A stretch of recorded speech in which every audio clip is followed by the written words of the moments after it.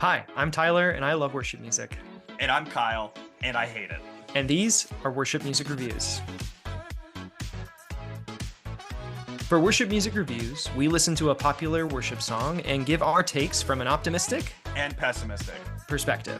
The Berean test was created by Vince Wright to measure theological depth and clarity of worship songs. Songs are identified as milk or meat, simple or complex, and quality is listed on a scale of 1 to 10, as well as whether you should use it in a worship service or not. So what is your number 4 song? Love Song for a Savior by Jars of Clay. Oh, we're at the same spot. Okay, so number 4, 2 agreements, Tyler. Maybe we should do these. Wow. Maybe we should do these power rankings more often because then we'll agree with each other and we'll feel like simpatico. She breathes the air and flies away. She thanks to Jesus for the daisies and the roses. The backup singers coming in. Yeah, the backup singers. That's pretty fun. She'll understand. I want to fall in love with you. The backing beat in the chorus is so like 90s, early 2000s. Yes. Like in sync, like vitamin C type style.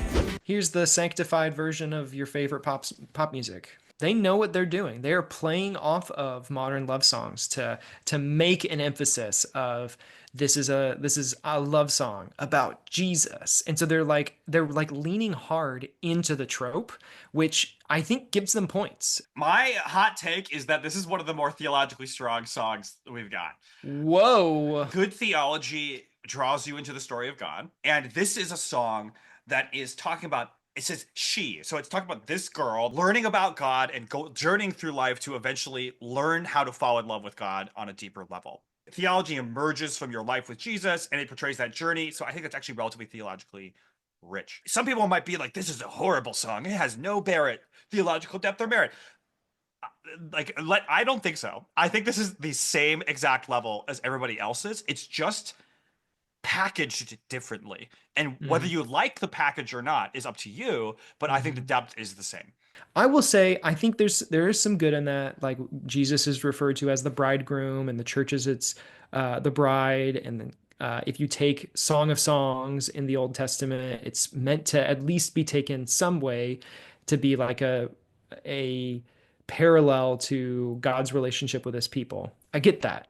But directly saying one individual person falling in love with God, it just reminds me of the South Park episode about Christian music. Of like, there's that scene in that episode where the Christian music producer's talking to one of the characters, and he's like, you know, in your songs, it sounds like you really love Jesus, but it actually sounds like you're in love with Jesus.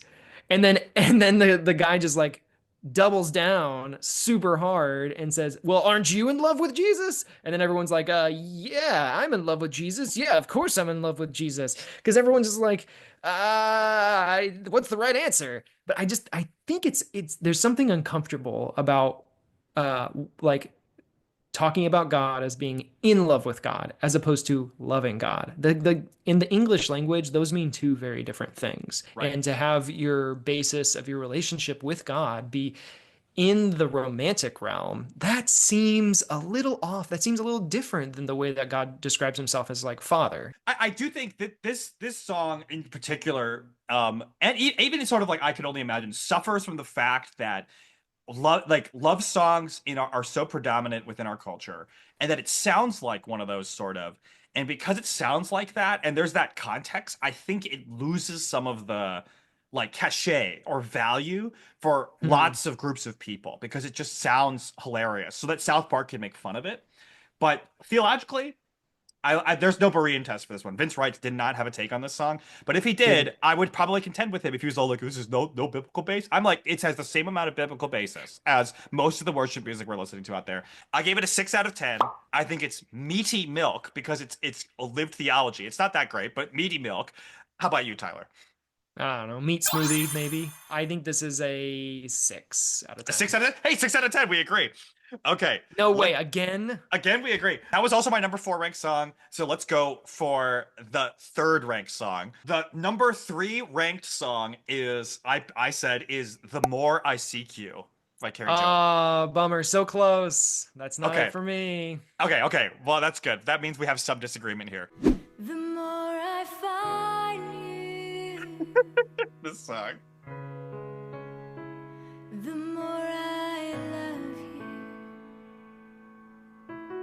I wanna sit at your feet, drink from the cup in your hand, lay back against you and breathe, feel your heartbeat.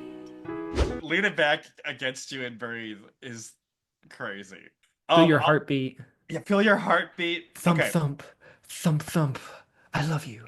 Yeah, so this one, the only thing that sort of saves it is some of these things are a little more niche in romantic music, like in the sense of Uh-huh. sit at your feet, drink from the cup in your hand. Those are the two things, right? Because that's the only lyrics are just the one set. The more I seek you, the more I find you. I want to sit at your feet, drink from the cup in your hand, lay against you and breathe, feel your heartbeat. Lay it back against you and breathe, feel your heartbeat. That's very romantic, right? But it's very, I will say, the top three songs for me were really hard to pick. The other four were easy. I was like, oh, this is the ranking. These were hard. So this is not to say that the other ones were not that much. It's just a small thing. They're all in the same tier for me. This was my second song. Okay. Okay. It wasn't the top one, but it was my second. I don't like to use this as a metric in judging worship music, but I do think it factors in at times. The affect that somebody puts, or the affectation that somebody puts into their voice, does matter. And she is singing very breathy, and she's singing very like intimate. And Yep. this way of singing has been used so much to convey deep, intimate, often sexual type of emotions. And it feels so strange to hear it about this song. And so it makes me so uncomfortable. I'm really glad you brought that up.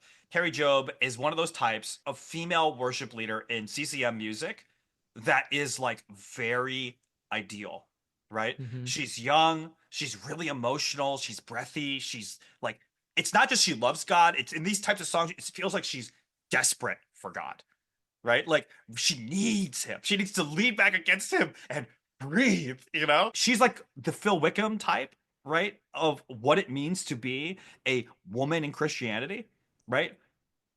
Like that means that's the sort of standard we're setting, and have to be alternatives out there, right? Mhm. Like if Phil Wickham is the standard for men, right? Who is like semi-emotional but more reserved, not desperate, but like very like, hey, I like this guy, and me and him, we're chums, we're hanging out, you know? It's like People like still use chums. yeah, chums, you know, we're chums. Like what are the standards that we're setting for ourselves?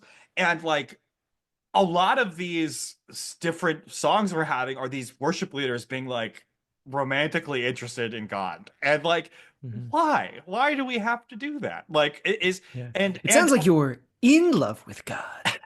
yeah, and are there alternatives to this type, because it does not reflect the diversity of the people who are going to church, worshiping God, etc., right? Mhm. Which brings me back to stuff like metal and all the other stuff we've talked about. Let's move quickly beyond this song, because I don't want to talk about it too much. I don't want to think about this song too much anymore, because the more I seek this song, the more I find it, and I don't like that. I gave this 1% milk. For the record, though, the cup in God's hand is most of the time in the Bible, if I'm correct, is the cup of God's Yes. wrath in Revelations. So you don't want to drink from the cup from his hand. That's wrath. Like, Well, I think she's trying to go for the Last Supper. Like it's yeah, supposed but to be the that's cup of communion.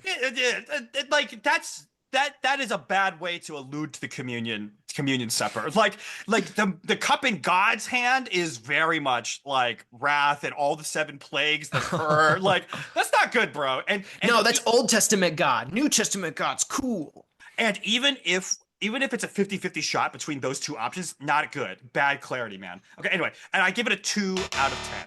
I'm trying to be as generous as possible. Please, please, Instagram, forgive me. The way that it's presented just makes my skin crawl. So I'm going to give it a 4 out of 10. I think it's 2% milk. 2%. Okay, so you twice the percentage of milk. I have to be a little better than you, Kyle. I have to be a little bit more optimistic, or this whole charade falls apart. Okay, so this was your number 2. What was your number 3? My number 3 was Closer by Bethel. Oh, so we have the same number one. Okay, cool. Let's go. Okay. Let's I'm go. so curious what the reasoning is. What I will say about the song is I think the like cotton ball, felt ball thing at the end of a drumstick on a drum is holier. I think we feel like as a collective whole that it's holier. I don't know what to say to that, Kyle. So I won't. This song. Any song that throws in the word ravish immediately jumps to the top of my list. Yep. If you can use the same words that compelled Viking warriors to raid, I think that there's nothing more romantic than that. Oh no. For me, I think one of the things I had to do with this, all of these songs, was take them through our normal cultural test, right? Where like, can you use this unironically in a Christian movie? And I think, like, for a lot of them, the answer is yes. I think the answer is no to I Can Only Imagine, You're Beautiful, and How He Loves, right? But I think the rest, absolutely, you could, right? You could use it unironically in a movie. And this one in particular is very clear because I don't know if you've watched any K-dramas where the girl is in the airport. They've just split up because they're going to go their separate ways. And she realizes she's in love with him. And so she drops her bag, her coffee cup, and leaves her luggage behind. And this is all in slow motion. Like the bag and the coffee cup just dropped in slow motion. And then she runs to the other side of the airport to catch him right before he leaves for his flight. And they finally kiss after like 30 episodes. And Aww. like, that's basically it, right? And this song fits perfectly. It's a slow build, you know? I want to know your heart, like ravage me. Like it's like ravish me. I was like, this is very close to the top one in my list for sure. You might be giving them a great idea for the next K-drama. Maybe. Yeah. I don't like the way that they use the lyrics say "taken me over." I just played Baldur's Gate 3. I'm a big Stranger Things fan. I love D&D, and "taken me over" just sounds like a mind flayer took over this person's life. Like this is not good. Okay, like I don't think God's love is taking me over. Like the other thing is like Stephanie Gretzinger, the singer of the song. I couldn't not think about it because the song is called Closer, and there's the famous song with Halsey and the Chainsmokers called Closer. And Halsey and Stephanie Gretzinger sound similar. They're like the same genre if they were in a random movie or a random song. Okay, any other thoughts, Tyler? Or are you ready to give it its rating and its milk or meat test? I said this was skim milk. Wait, no, I think it's Bethel. No, Bethel's not Australian. Bethel's Californian. So I'm gonna say oat milk because they're oat milk because they're Californian. Great. I think this song's okay, so I'm gonna give it a 7. I gave it a 1.5 because I think this song is like it like that's disrespectful. Like I don't think it mentions Jesus by name. Like I don't think there's any like it's just like they call him you. Yes. You? They call him I as in I am. Second plural or second singular pronoun. Okay. Before we go on, one thing I would love to do actually because we forgot sort of because we're too into talking about these songs. Do you want that song in your church? Yes or no? Closer? No. The More I Seek You? Yes or no? In your church? The More I Seek You? No. Especially if Carrie Job's singing it. Love song for a savior? Yes or no? No. I Can Only Imagine? Yes or no? No. How He Loves? Yes or no? Yes. Love that song. You're Beautiful? Yes or no? Yes, love that song. Okay, the only one that's a yes for me is You're Beautiful. And actually, I'm a pretty strong yes in that song. Sweet. Okay. We are agreed. Our number one song, that means our number one song is one of my favorite songs. It was my suggestion, so I'm really happy it's number one. Let's play this song. Give it up slowly. So you won't even know me. Apart from this world that shares my fate. Dude, I did not realize how beautiful the lead singer of Valentine is. He's got beautiful eyes. You used the beautiful. That's why I said describe a man. I'm getting over myself. Yeah, Kyle's healing. He's definitely, I even lose no way of knowing where to go from this. I'm going because I gotta get out of here. Okay, cool. I can listen to that song all day. I can listen to Me that album too. all day. I love that album. Kyle, Um, do you know why that was my number one song? why? Because the most romantic genre is hands down punk rock, Okay, so I think way above R&B. I was gonna say R&B is pretty high. I think this is the song to me that can be most confused for a love song because it sounds like the most like secular music, right? Uh-huh.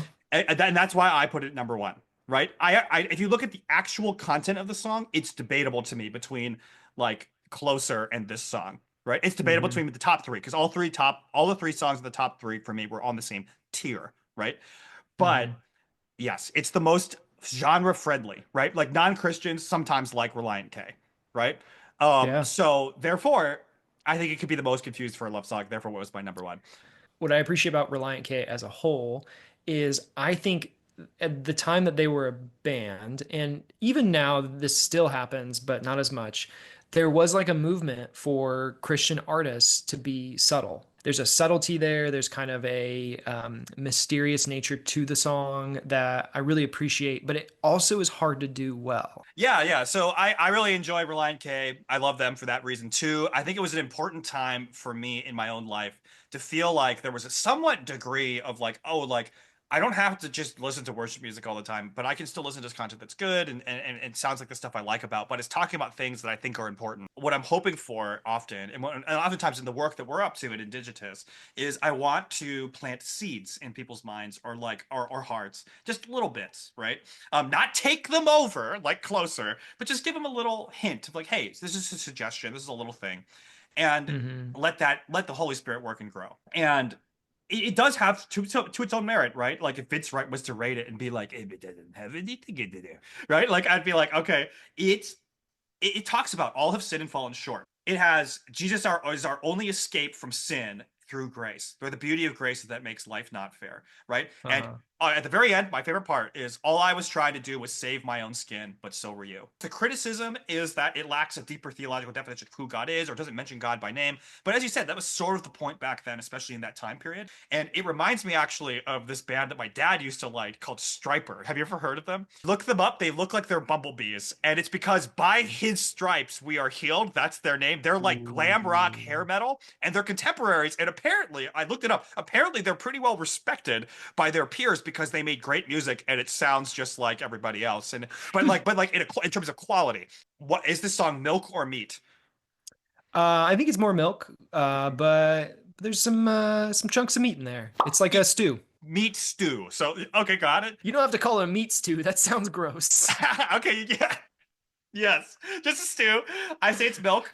What rating do you give it on a theological depth scale? I think it's only like probably a 5 or a 6, Yes, yes, but yes. quality of music, it's an 11. Okay, okay, so you're 11. Theological depth wise, it was 5 out of 10. It's milk, but in my heart, it's like an 8.5, 9. I love this song very much. Yes. Not as it's not as my favorite Reliant K song is "Who I Am Hates Who I've Been," the acoustic version from their B-sides album. That's a great Oh, song. mine's Sadie Hawkins Dance. I think I that's mean, such a fun that's a song. really fun song too. But Okay, like, side note, listen to their Christmas album. I know it's February, just listen to their Christmas album. Is the best Christmas album out there. Period. Secular, Christian, period. it's a great Christmas album. The "Have Yourself a Merry Little Christmas" is a great Reliant K song for Oh, the sure. 12 Days of Christmas. That's a That's good one the too. best. That's a really good one too. And then, do you want that song in your church? Yes, I do. How about you? Yes, 1,000 times yes. I remember as a youth group kid, being in youth group, having dreams that Reliant K would come to my church and play. I That had would be so dreams. They, cool. they, they never did, but it would be cool. Okay. I want to ask you, since we've done this, this was our Valentine's Day edition worship music reviews. But the reason we did all of this was because one, it's just a fun exercise, and it's just really fun. It's funny, but also like around Valentine's Day, we're thinking about love, we're thinking about romance. It's on theme, and I wanted to talk about what did you learn from this exercise, if anything. So I think I've stumbled upon a new paradigm that I want to talk about here. Here's my theory. Worship music has two primary functions. It's emotional, it helps people feel connected to God. And then it's instructive. It teaches about God and his story. I think a lot of these worship songs lean in heavily into emotional affect to affect us, but most worship songs struggle with theological instruction. The danger that we're talking about on this podcast often is that people's are drawing theological instruction from worship music. There still are, right? Even from those days of hymns, but our worship music has gotten theologically instructively worse. Good worship music should be like good theology, like I talked about before. Good theology draws you into the story and the narrative of God. And I think, therefore, good worship music should draw listeners into the story of God, right? Mm. And so the two songs in this thing that I want in my church are "Be My Escape" and "You're Beautiful." Why? Because I think "Be My Escape" for a certain group of people like us, right, in our generation, of that group of people, it draws us into the story of God and keeps Mm. us in the story of God in a really powerful and effective way. But I am afraid for all other songs there that it is just sort of doing emotional affection and does not but people are still drawing emotional theological instruction from it. I agree with you, Kyle. I think that you make some really great points of like it's necessary for Christian music to be instructive, but also to touch our emotions in an important way. And the portrayal of God and romance is a really tricky uh, tension to hold, to like portray God as somebody that we love, but also to take out to use some of the romantic language that we see in the Bible and to put it into song is a hard thing to do, especially with the very individualistic type of songs that we have. Like the good thing about bar songs is that you sing them with people and there's a corporate nature to them. And so that's why some of the hymns kind of work a little better because they come out of a context where it is corporate in nature. But if we're singing a lot of these songs and a lot of the songs that we're putting on the radio are meant to be very individualistic, which lines up with our Western sensibilities, then the romantic language of God and his people becomes individualized and makes it very uncomfortable. What I'm walking away from more than anything is I have a real respect for artists who try to walk that line of romance and God, and who do it well. And I have sympathy for those who try to do it well and fall short. I think the thing that I'm curious about that we should think about more, like one of the things that maybe you're listening to this podcast and you're a worship leader yourself and you're thinking about this, or you're a pastor and you're thinking about this for your own congregation. I think the thing that I want to challenge us to think more about, and I don't have any answers here. I'm just thinking about it more too, but I want to ask us to think more about is what is the function? Which function are we hoping that worship music performs in our church services? Because if we're going to say we're going to emotionally prepare our congregation to receive the message, right? Amazing. Then I think there's a lot of songs that can get on the table, right? Like I Mm, think there's a place for the more I seek you and closer, even though I don't want it in my church, right? Like there's mhm, maybe a place because you could say, hey, this song is about God and you. We've gone through a sermon about God's deep and unending love. This is like a worship retreat, and we're like, this is the third day of the worship retreat, so we're gonna use Carrie Job's "The More I Seek You," right? Like, I think that actually makes sense, right? Like, it's this long, like, desperate clinging to God, right? You need that. mhm, Like, that's great. It's emotionally like, bringing you deeper into the narrative of God. But that song, to me, has very little self weight to do that, the theological instruction that people may draw away from it, right? Which might just be mhm, Jesus, God is my significant other, which is not what we're trying to draw away from Scripture, right? mm, Um, so I would ask and challenge those who are making these types of decisions to think about that, right? Because in some ways, maybe we should just treat worship music as emotionally affective and leave small group, the Bible, sermons, etc., as theologically instructive, right? The problem then is again some of our pet theory is that people are going to pay attention to the worship music the most, and that's why I constantly am upset when I look at worship music and I'm like, wow, this mm, falls short from this theological instruction standpoint. And although worship music maybe it shouldn't have to hold all this theological instruction. I think because of the way that we use it and the way that it permeates our lives, it has a lot of theological instruction in our lives.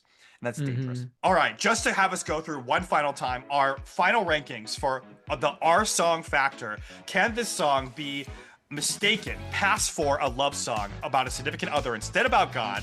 Here's our rankings. Number 1, Be My Escape, Reliant K. Number 2, Closer, that's by Bethel and Stephanie Gretzinger. 3, The More I Seek You, Carrie Job. 4, Love Song for a Savior, that's Jars of Clay. 5 is I Can Only Imagine by Mercy Me. 6 is How He Loves. We listened to the David Crowder version, but it was who's the original? John author? Mark McMillan. John Mark McMillan. And 7, You're Beautiful / Messiah by Phil Wickham, our good old boy Phil Wickham. Keep an eye out for us as we approach the Lent season. I think we're going to come back around then with some stuff around Lent and Easter themed music as well, because that just seems like an appropriate time. In order for us to keep doing this, though, we would love to know if you like the podcast, and so like and subscribe to our podcast on all different channels. Comment and follow us on Instagram at indigenous.us. Any final things before we sign off, Tyler? Nope. Let's go eat candy. All right. Happy Valentine's Day, everybody. Do you want these songs in your church? Follow for more content like this. Agree, disagree with our rankings? Follow for more content like this.